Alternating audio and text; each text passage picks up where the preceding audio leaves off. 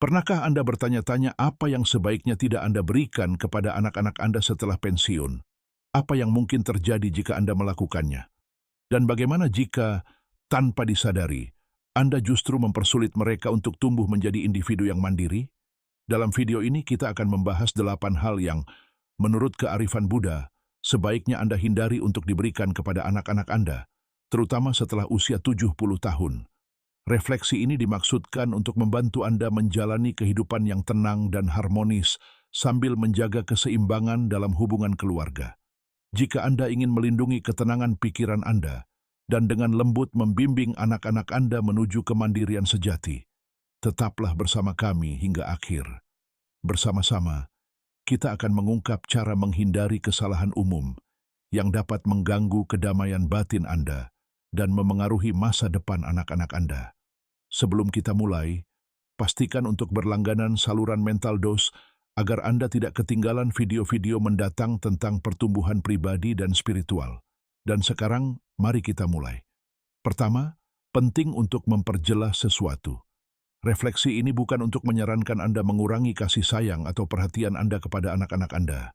Sebaliknya, refleksi ini mengajak Anda untuk bertindak bijaksana dalam mengelola ikatan dan sumber daya keluarga pada tahap kehidupan ini. Dengan mengingat hal itu, mari kita lihat 8 hal yang harus Anda hindari untuk diberikan kepada anak-anak Anda setelah pensiun. Pertama, persetujuan tanpa syarat Anda. Persetujuan adalah alat yang sangat ampuh dalam pendidikan. Ketika Anda menyetujui semua yang dilakukan anak-anak Anda tanpa berpikir panjang, Anda mungkin secara tidak sengaja menghilangkan kesempatan berharga bagi pertumbuhan mereka.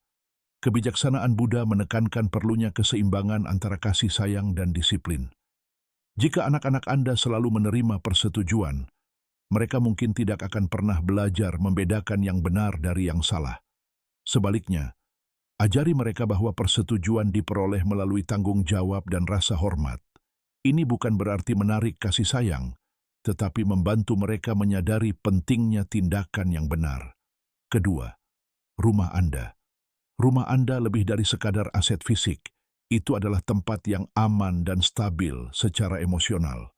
Ketika Anda memberikan rumah Anda kepada anak-anak Anda mungkin menempatkan diri Anda dalam situasi yang rentan, terutama jika keadaan berubah dan mereka tidak dapat mendukung Anda seperti yang diharapkan.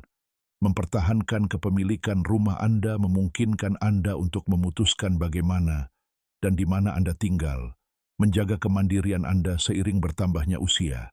Jika Anda memilih untuk menjual atau menyewakannya, lakukanlah hanya setelah mempertimbangkan dengan cermat semua konsekuensi jangka panjang. Ketiga, solusi instan untuk masalah mereka. Sebagai orang tua, wajar jika Anda ingin melindungi anak-anak Anda dari kesulitan. Namun, menyelesaikan setiap masalah mereka secara instan dapat mencegah diri sendiri. 7. Beban pengalaman masa lalu Anda. Pengalaman hidup Anda, betapapun berharganya, adalah milik Anda.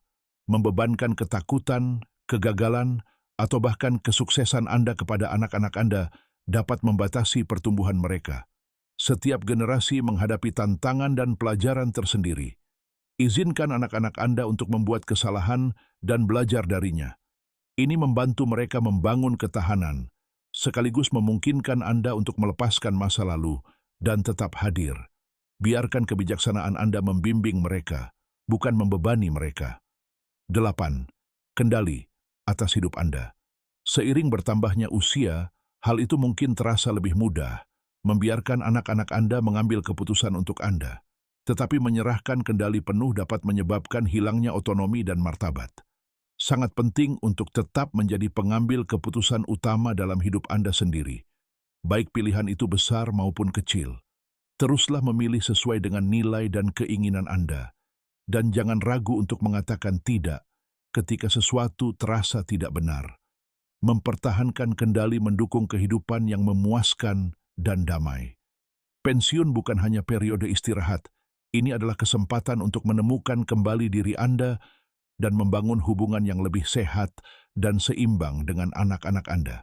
Kebijaksanaan Buddha mengingatkan kita bahwa keseimbangan sangat penting di semua bidang kehidupan, termasuk keluarga. Dengan menghindari memberikan 8 hal ini kepada anak-anak Anda dapat menikmati kehidupan yang lebih damai dan mandiri sambil mengajarkan mereka tanggung jawab dan kekuatan. Ingat, kebahagiaan dan kesejahteraan Anda penting, tidak hanya untuk Anda, tetapi juga untuk anak-anak Anda. Ketika Anda merawat diri sendiri dan melindungi kemandirian Anda menjadi contoh nyata kebijaksanaan dan ketahanan. Keputusan yang Anda buat selama pensiun dapat membentuk masa depan keluarga Anda secara positif dengan mengajarkan nilai keseimbangan dan otonomi. Jangan merasa bersalah karena memprioritaskan kesejahteraan Anda. Hanya dengan merawat diri sendiri, Anda dapat memberikan dukungan yang tulus dan bermakna yang akan benar-benar dihargai oleh anak-anak Anda. Terima kasih banyak telah menonton video ini. Jika Anda merasa video ini bermanfaat, silakan beri like dan berlangganan saluran Mental Dose untuk konten seperti ini lainnya. Dukungan Anda sangat berarti bagi kami. Selain itu, jangan ragu untuk membagikan video ini kepada siapapun yang mungkin mendapat manfaat darinya. Sampai jumpa di video selanjutnya.